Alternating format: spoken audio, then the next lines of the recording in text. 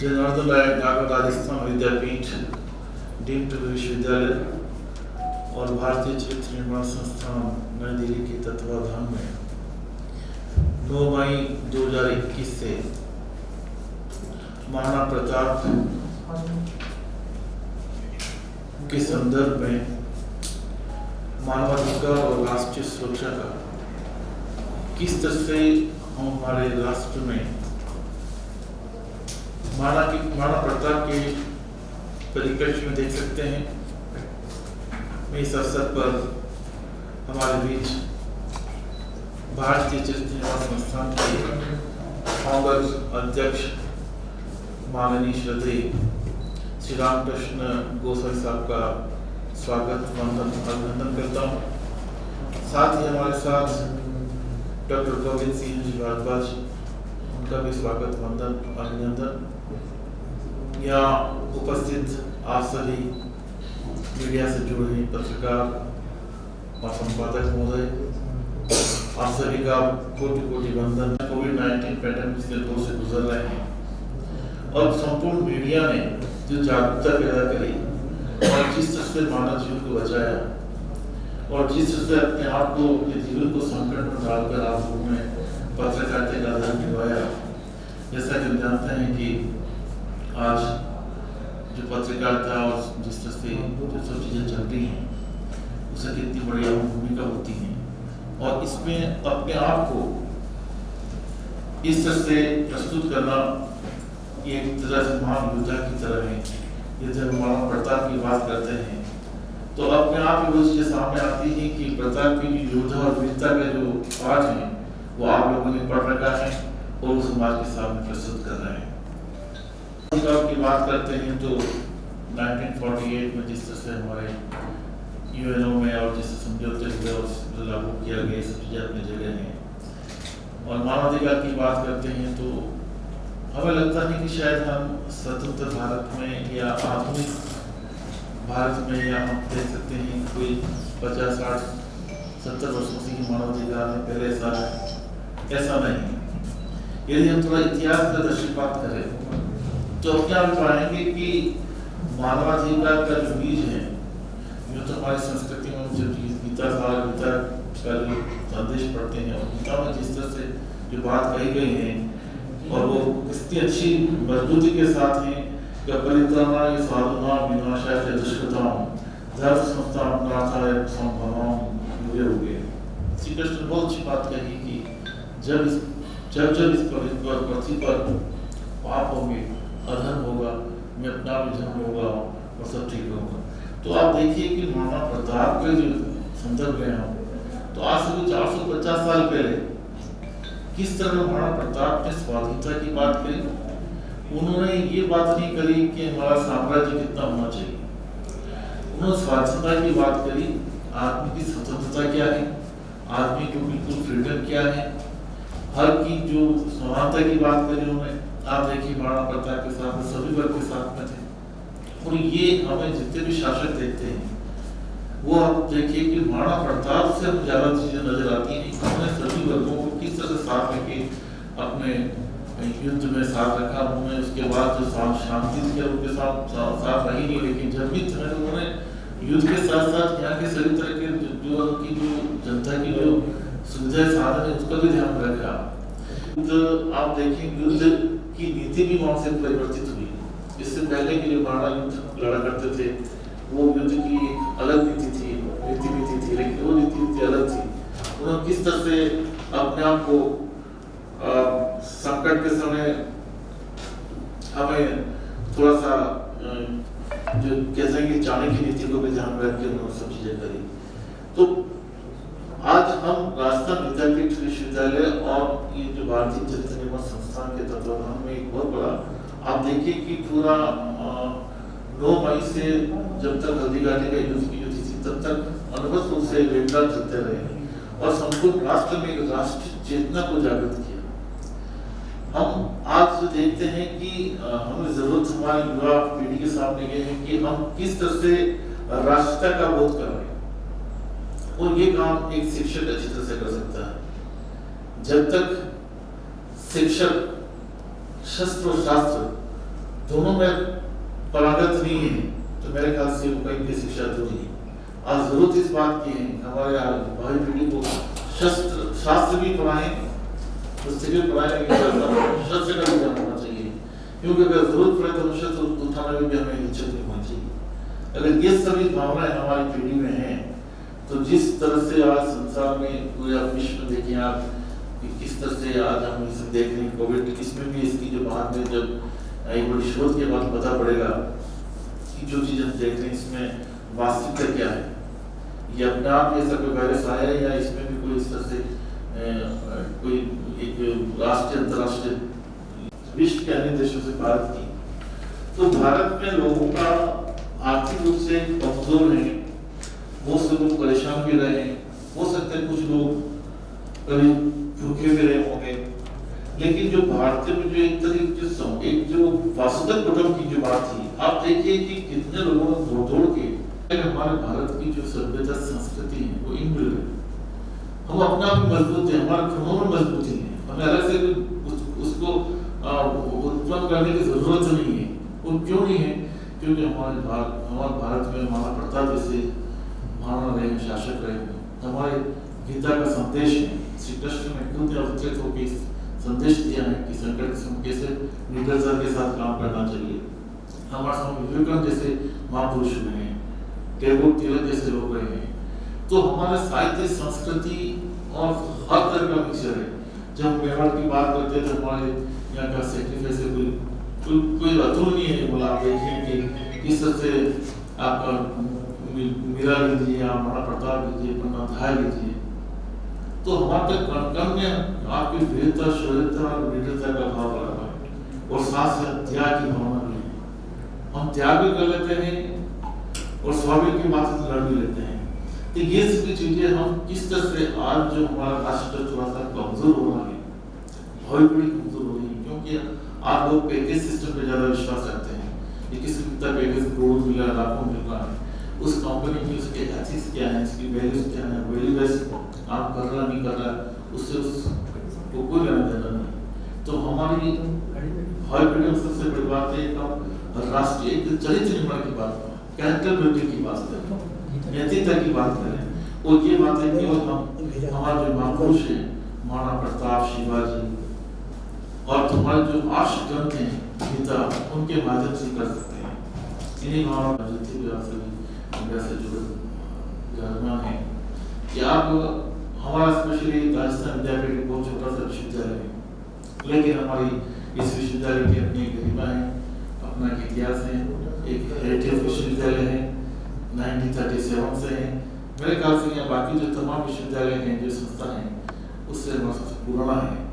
और सबसे बड़ी बात है हम अभाव में भी जो हमारे पंडित मुंशी जनार्दन नागर साहब के जो वैल्यूज हैं, उनकी जो सपने हैं, जिस तरह से जो वीकर सेक्शन है, जो दूर दराज बैठा हुआ तबके जो लोग हैं, उनको किस तरह से मुख्य धर्म जोड़े, ये प्रयास हम किसी भी पोस्ट पे आज मेंटेन रखते हैं। हमारे गांव में आज 10-12 गाँव में सेंटर्स हैं और कम से कम साल में 4 से 5 करोड़ रुपये खर्च करते हैं, जबकि हमारे कहीं से कोई एड नहीं आती है। तो इस बात का द्योतक है और ये सब चीजें अपने आप इस चीजें सिखाती हैं। हमारे हमारे जो वैल्यूज हैं उनको पहले सामने रख के बात करते हैं, तो कहीं भी हमें मजबूती अवचार मिलती है। एक बार तुम्हें आपका स्वागत, वंदन, आभार। और मैं आगे के लिए मैं आमंत्रित करता हूँ हमारे कर्मचारी दोस्तों साहब को, वो जो पूरी संपूर्ण जो पूरा कार्यक्रम है उस पर आप दृष्टिपात करेंगे। इसकी बुनियाद 2005 में रखी गई थी उदयपुर में, जब हम लोगों ने कुरुक्षेत्र से द्वारिका एक 18 दिवसीय गीता यात्रा का कार्यक्रम जेलों में किया था और प्रतिदिन एक एक जेल में हम लोग कुरुक्षेत्र से चल रहे थे। तो उसका एक पड़ाव उदयपुर में भी था 2005 में। उस कार्यक्रम का उद्देश्य था अपराध मुक्त समाज निर्माण और मानव अधिकार रक्षा। वो कार्यक्रम लगातार 2009 तक जयपुर सेंट्रल जेल में चला और 2009 में जब हम गीता जयंती कार्यक्रम के अंतर्गत उदयपुर आए तो तत्कालीन जेल सुपरिटेंडेंट सुरेंद्र सिंह शेखावत, जो इस समय DIG जोधपुर जेल है, उन्होंने सीधा सा प्रश्न किया, क्या गोस्वामी जी आप हल्दी घाटी गए? मैंने कहा नहीं, हल्दी घाटी तो नहीं गया था। बोले आप पहले, क्योंकि 3 दिन का हमारा कार्यक्रम था कि सुबह आप हल्दी घाटी जाइए और वहाँ देखिए, तब आपको प्रताप के बारे में कुछ विशेष जानकारी और चिंतन हो सकता है। तो उन्होंने अपनी गाड़ी 2 सिपाही भेज दिए, हम लोग हल्दी घाटी में गए और अभी दिल्ली से एक पत्रकार बंधु और मेरे साथ आए, निशान जिंदल, वो भी उस समय 2009 में हमारे साथ थे। हम लोगों ने जब हल्दी घाटी में रक्त तलाई और चेतक का स्मारक और वो गुफा प्रताप की और महाराणा प्रताप संग्रहालय पूरा देखा, तो 1.5-2 घंटे के उसे चिंतन मंथन और दृष्टि के बाद जब हम दोनों निकल रहे थे बाहर, तो मैंने निशांत को बोला, निशांत ये सारा की सारा महाराणा प्रताप का जो जीवन संघर्ष है, क्या ऐसा नहीं लगता कि जो UN ने 10 दिसंबर 1948 को मानवाधिकारों की घोषणा की थी, ये मानवाधिकारों की रक्षा का वैश्विक संघर्ष है। महाराणा प्रताप का मूल्य वही है, सिद्धांत वही है, नीति वही है, और इसको हम क्या ये नहीं कह सकते, सनातन काल से मानवाधिकारों की रक्षा का राजपुरुषों के द्वारा, जो UN भी कहता है कि मानवाधिकारों की रक्षा शासन की जिम्मेदारी है, प्रशासन की जिम्मेदारी है, तो महाराणा प्रताप ने एक शासक प्रशासक के रूप में, एक राजनीतिज्ञ के रूप में अब्दुल रहीम खान काना के जो महिलाओं के पूरे ग्रुप को जो अमर सिंह जी ले आए थे, उसको बाइज्जत सम्मान के साथ में उनके मुगल शिविर में भेजने का जो आदेश दिया था कि हम एक लिंगेश्वर नाथ के सेवक हैं, दीवान हैं, महिला सुरक्षा सम्मान आजादी हमारा धर्म है, ये तुमने बहुत बड़ी गलती की, इनको वाइज्जत वापिस करके आई है, और यही हमारा चरित्र है। तो आज वर्तमान में जिस प्रकार से राजस्थान में महिलाओं के प्रति गैंग रेप, बलात्कार और आत्महत्या की घटनाएं बढ़ रही हैं, शोषण बढ़ रहा है, अलगाव बढ़ रहा है, डाइवोर्स बढ़ रहे हैं, उस दृष्टि से और दूसरी दृष्टि से जो भारत और विश्व आतंकवाद से त्रस्त है और भ्रष्टाचार से त्रस्त है, राजनीति का अपराधीकरण हो रहा है, ऐसी दृष्टि से मेवाड़ का स्वधर्म क्या है, जो दृढ़ राखे धर्म को ताहि राखे करतार, ये जो मेवाड़ के शासन का, राज्य का जो आदर्श नीति वाक्य था, क्या उस नीति वाक्य को भगवान श्री कृष्ण, महान राजनीतिक जगत गुरु और पत्रकार, श्री कृष्ण पत्रकार भी थे, आपको नई जानकारी देंगे, अगर इस पर जिज्ञासा है तो चर्चा भी हो सकती है। तो उस महान पत्रकार, जगत गुरु, महायोगेश्वर, महान राजनीतिक श्री कृष्ण ने 3 अध्याय के 35वें श्लोक में एक सूत्र दिया क्षत्रिय धर्म का। क्षत्रिय भी वो खाली बाइकास्ट क्षत्रिय नहीं, क्षत्रिय धर्म, क्योंकि भगवत गीता ने चातुर्वर्णम मया सृष्टम गुण कर्म विभाग सा 4थे अध्याय के 13वें श्लोक में बहुत बड़ी बात कही है कि 4 वर्ण जो हैं ये गुण और कर्म के अधिकार के साथ जुड़े हुए हैं। गुण के आधार पर वो अधिकार दिया गया है कर्म करने का, और वो एक व्यवस्था है, शासन व्यवस्था, मानव कल्याण के लिए, विश्व कल्याण के लिए, और उसमें भगवान श्री कृष्ण 5157 वर्ष पूर्व उस राजपुरुष क्षत्रिय योद्धा अर्जुन को कहते स्वधर्मे निधनम श्रेय, कि अपने धर्म में तो मरना भी कल्याणकारक है और दूसरे का धर्म भय को देने वाला है। 5000 साल पहले जो संदेश द्वारकाधीश, द्वारका के राजा श्री कृष्ण ने कुरुक्षेत्र की धर्मभूमि में अपने परम शिष्य भक्त अर्जुन को दिया था, महाराणा प्रताप को भगवत गीता के माध्यम से राजनीति के राजधर्म की राजविद्या सिखाई थी,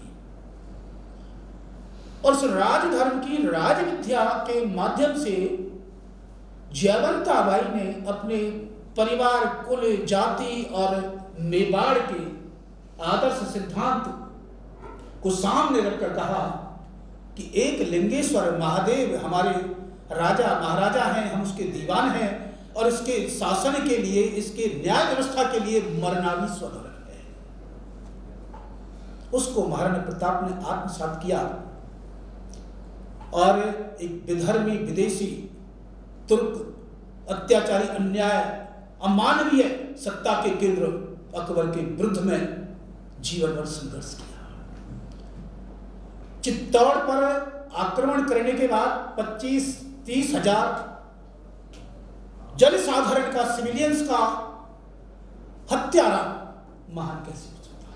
चिंतनीय से मानवता की जब हम बात करते हैं।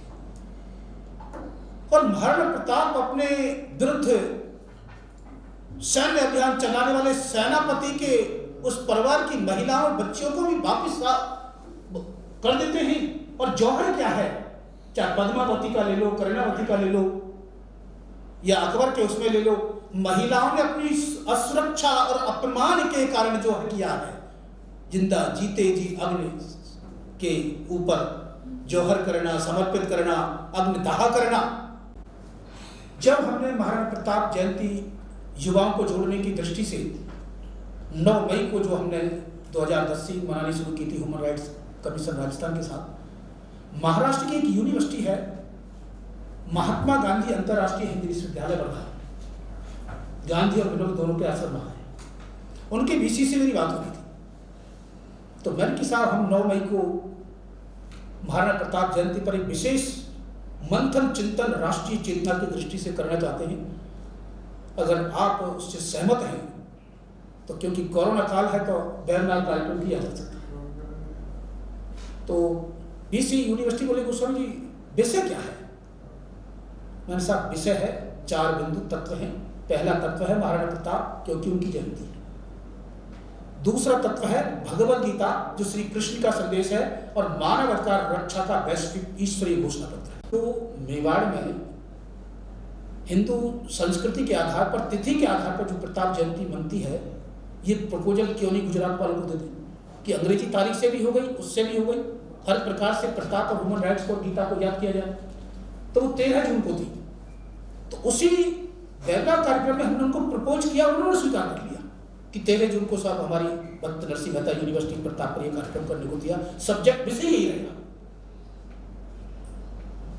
वहां जब वो कार्यक्रम तय हो गया तो मैंने फिर ये सोचा कि क्यों नहीं और यूनिवर्सिटियों को इसमें जोड़ा जाए, देश की यूनिवर्सिटियों को, और प्रताप पर बहस कराई जाए गीता को लेकर और ह्यूमन राइट्स और राष्ट्रीय सुरक्षा को लेकर। इसमें जब हम कुछ विषय से और बात की, जिसमें हरियाणा की प्रोफेसर सुषमा यादव जो यूजीसी और राष्ट्रीय आपके प्रेस काउंसिल की मेंबर भी हैं, और उस समय डॉक्टर फूल सिंह यूनिवर्सिटी सोनीपत की वाइस चांसलर थी, और वो 2008 से जुड़ी हैं, जब वो IIPM में IAS IPS को सोशल जस्टिस का कोर्स कराती थी 2008, उससे हमारा उनके संपर्क था।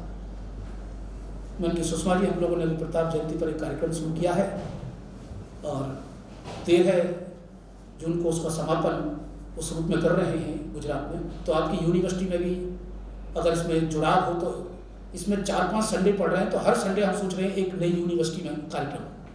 बोले हाँ ये तो बहुत अच्छी बात है, कब कर सकते हो? कि अगले ही शनिवार को हम लोग, मतलब संडे को कर सकते हैं, हर संडे को नहीं, पक्रूप नहीं ले पाया।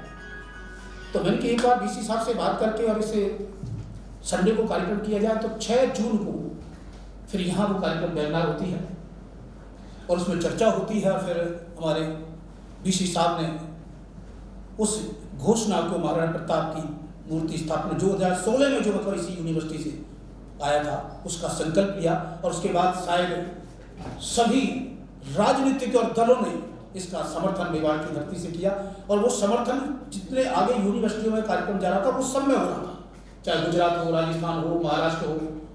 उसके बाद मेरे दिमाग में आया कि इस कार्यक्रम को क्यों नहीं हल्दी घाटी युद्ध दिवस 18 जून तक ले जाया जाए, और जहां से शुरुआत हुई वहीं पर सारे वाइस चांसलर्स को इकट्ठा किया जाए, मतलब वर्धा महाराष्ट्र यूनिवर्सिटी। उनके वीसी से बात की, वो अचंभित हो गए, बोले कि गोस्वामी सरकारी वीसी के सम्मेलन को छोड़कर सामाजिक या उस रूप में कभी ऐसा कोई कार्यक्रम हुआ इतने वीसी एक साथ इकट्ठे, उसमें 12 वाइस चांसलर मौजूद थे, केरला के, त्रिपुरा के, उधर के। राजस्थान और गुजरात ह्यूमन राइट्स के वाइस चांसलर्स के, मतलब इनके साथ में ह्यूमन राइट्स के चेयरमैन जस्टिस गोपाल कृष्ण व्यास और जस्टिस रजिया त्रिपाठी, बंगाल के एक DGP IPS BN नाग रमेश जो आंध्रा के हैं, और आईपीएस के बाद 3 सब्जेक्ट पर जिन्होंने लोगों के माध्यम से, गीता के माध्यम से, कृष्ण के इस ह्यूमन राइट्स के मैनिफेस्टो के माध्यम से आप सभी लोगों का एक तरह से हम लोग आह्वान करते हैं, अपील भी करते हैं कि मेवाड़ की ये आवाज़ पूरे राजस्थान और देश और विश्व की आवाज़ बने, और प्रताप और गीता को, राष्ट्रीय सुरक्षा, विश्व शांति को केंद्रित करके मेवाड़ की आत्मा महाराणा प्रताप को फिर याद करते हुए उसकी मेवाड़ की जय जयकार करें। इसी के साथ जय श्री कृष्ण। समाज के सामने, युवा के सामने आने की चेष्टा है, खास बात है। और साथ ही हमारा जो आज का जो गीता है, और गीता में जो संदेश है कि मनुष्य संकट के समय किस तरह से अपने आप को उभार सकता है, तो ये पूरी चीजें बहुत सी बार देखते हैं हमें कि हमें जो चीजें मिली हैं, ये मानवाधिकार, ये सब 1948 में ऐसा नहीं है। ये हमारे पहले जो आपने बताया, जो हमारे शासक रहे, राजा रहे, राज्य के जो भी रहे, जाति विशेष नहीं है, जो स्वशासक रहा वो किसी भी जाति का हो सकता है, तो उन सभी ने इस चीजों को बहुत ही प्राकृतता के साथ में ठोस रूप से समाज के सामने स्थापित किया है। ये सभी को न्याय मिले, जस्टिस की बात करें, इक्वलिटी की बात करें, हम प्रताप के जो गुण है, प्रताप में जिस तरह से संपूर्ण समाज को साथ लेके चले, कोई चीज हम इसको रखते हुए चल रहे हैं। साथ ही आपको ये पता है कि अभी बीच में महाराणा प्रताप की जो प्रतिमा है वो विधानसभा परिसर राजस्थान में होनी चाहिए। आप सभी ने बहुत ही इसमें पत्रिका ने तो पूरा उसमें अपना अभियान चला के इसमें किया था। तो ये सब चीजें आप सभी से अपेक्षा है कि हमारे जो इस तरह से हीरो रहे हैं, राष्ट्रीय नायक रहे हैं, उनका अगर प्रताप को वहाँ नमन करके जाएंगे तो वहाँ की जो हमारे जनसेवक उनको अपने आप के अपने जो कर्तव्य ज्यादा याद आएगा। हमें किस तरह से जो आज हम विधानसभा या हमारे पार्लियामेंट में देखते हैं अंदर क्या होता है, कम से कम बेसिक घटना तो नहीं होगी, कुछ सीखेंगे। तो ये चीजें बहुत सब जो होनी चाहिए। साथ ही मैंने जो चौहान हमारा बहुत ही प्रताप का ऐसा जो उनका निधन हुआ था, उसको समाधि है, वो बड़ा उपेक्षित क्षेत्र है, तो वो भी हम 101 फीट की प्रताप की प्रतिमा स्थापित करके उसमें तीर्थ स्थल के रूप में करने की पूरा वो तो करना ही है, बेटा उठा गया है, और पूरा वो जन सहयोग से करेंगे।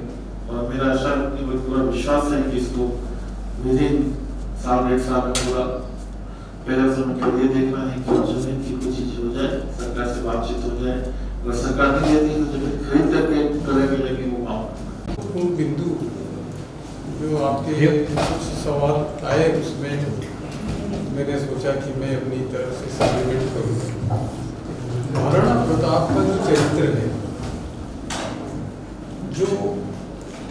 जो व्यक्तित्व है, जो उनका कर्म योग है, जो उनका प्रजा के प्रति अपना संवेदनशील होना, तो इसके पीछे राष्ट्रीय अध्यक्ष ने बताया कि उनके माता श्री जयवंताबाई ने ऐसा काम भी करता हो, अगर वो चरित्रवान है, सब चरित्र है, तो उसकी खुशबू तो एक निराली है। जैसे इत्र की शीशी हम खोलते हैं, कहीं कोने में अगरबत्ती जलाते हैं मोगरे की, तो खुशबू आ जाती है मोगरे की।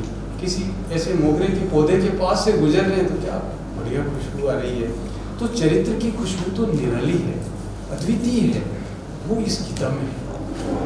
तो चरित्रवान हम बने, राष्ट्र के प्रति निष्ठावान बनेंगे निश्चित रूप से।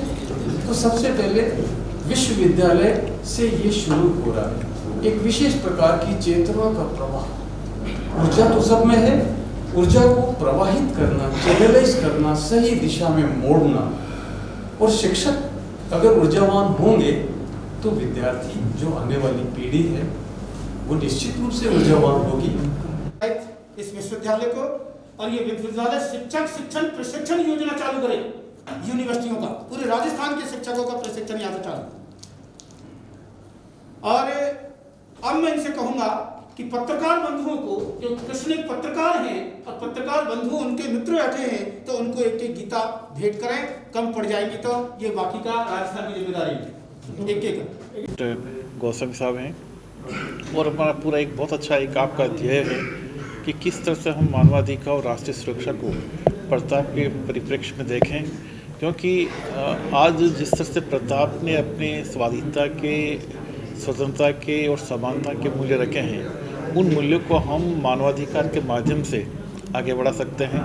और एक प्रताप का एक बहुत अच्छा एग्जाम्पल देख सकते हैं कि जब प्रताप के सुपुत्र अमर सिंह जी ने मुगलों की महिलाओं को पकड़ के वो ले आए थे, तो प्रताप बड़े नाराज़ हुए थे, जबकि प्रताप बड़े विकट और बड़े संघर्ष में रहे और बड़ो मुगलों ने उनके साथ जो किया हमारे सबके सामने है, लेकिन फिर भी अपने जो सिद्धांत है, अपने जो मूल्य हैं, उनको नहीं खोया। उन्होंने कहा कि आप बड़ा महर्षि को डांट फटकार और कहा आप बाइज्जत उनको छोड़ के आए। ये सब बातें जो हमारे राष्ट्रीय नायकों में हैं, और स्पेशली प्रताप को हम किस तरह से उनकी स्वाधीनता, उनका क्योंकि स्वाधीनता का बिगुल बजाने की बात रहते हैं, आज जो स्वतंत्रता की बात करते हैं वो प्रताप से ही देखें। आज जो हमारी जो 1857 की स्वतंत्रता संग्राम हुआ, उसकी जो एक प्रेरणा मिली वो प्रताप से मिली।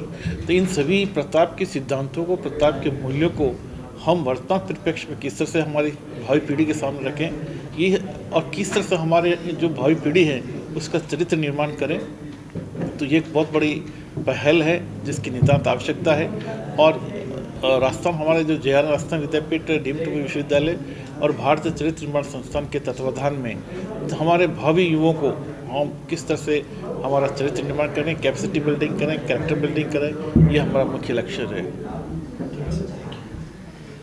मैं रामकृष्ण गोस्वामी, संस्थापक अध्यक्ष भारतीय चरित्र निर्माण संस्थान। भगवद गीता संदेश यात्रा 18 जुलाई से 24 जुलाई तक हल्दी घाटी से द्वारकाधीश मंदिर तक का ये 7 दिवसीय कार्यक्रम हम लोगों ने महाराणा प्रताप, मानव अधिकार, राष्ट्रीय सुरक्षा, विश्व शांति और भगवद गीता को केंद्र में रख के किया है। और हल्दी घाटी से ही हम लोगों के साथ में जनार्दन राय यूनिवर्सिटी के वाइस चांसलर महोदय, इनके शिक्षक और पूरा स्टाफ इस अभियान को सफल बनाने के लिए जुटा हुआ है। और राजस्थान और गुजरात राज्य मानवाधिकार आयोग के माननीय अध्यक्ष महोदय ने इसको पूरा समर्थन किया है। और इस गीता संदेश यात्रा को हल्दी घाटी चेतना विकास यात्रा के रूप में भी हम लोग देख सकते हैं कि वो हल्दी घाटी की युद्ध की कौन सी चेतना थी जिसमें यहाँ के योद्धाओं ने उस महान शासक, ईश्वरीय शासक के प्रतिनिधि को बलिदान, संघर्ष और त्याग के लिए अपने जीवन को बलिदान करने का एक स्वयं ही निर्णय लेने चालू किए। और मनुष्य तो क्या, चेतक और उनका हाथी राम प्रताप भी महाराणा प्रताप की वफादारी और समर्पण के साथ में उन्होंने मृत्यु को वर्ण किया। तो मेवाड़ की इस महान आध्यात्मिक, ऐतिहासिक और राजनीतिक इस धर्म भूमि से भगवद गीता का ये शंखनाद राष्ट्रीय सुरक्षा और विश्व शांति और मानवाधिकार रक्षा का एक आगाज होगा। इसी के साथ में ये यात्रा हम लोगों ने मेवाड़ से शुरू की है। और महाराणा प्रताप की एक भव्य प्रतिमा राजस्थान विधानसभा में लगाई जाए, ये 5 साल पहले एक संकल्प इसी यूनिवर्सिटी में हुआ था, जो आज एक विराट रूप बनता जा रहा है। और इसमें भी जनप्रतिनिधियों के साथ में हम इस कार्यक्रम को आगे बढ़ाएंगे। और अगस्त क्रांति की जो धारणा आज भारत में है या दूसरी जगह है, वो अगस्त क्रांति, मेवाड़ अगस्त क्रांति के रूप में हम 9 अगस्त से और शिक्षक दिवस 5 सितंबर तक का कार्यक्रम बना रहे हैं। और उसमें हम पूरी योजना के साथ इस कार्यक्रम को राष्ट्रीय सुरक्षा और विश्व शांति का एक महान यज्ञ के रूप में परिवर्तित भी करेंगे। जय श्री कृष्ण। जय हिंद, जय मेवाड़। प्लीज मेरे YouTube चैनल को सब्सक्राइब जरूर करें। Thank you.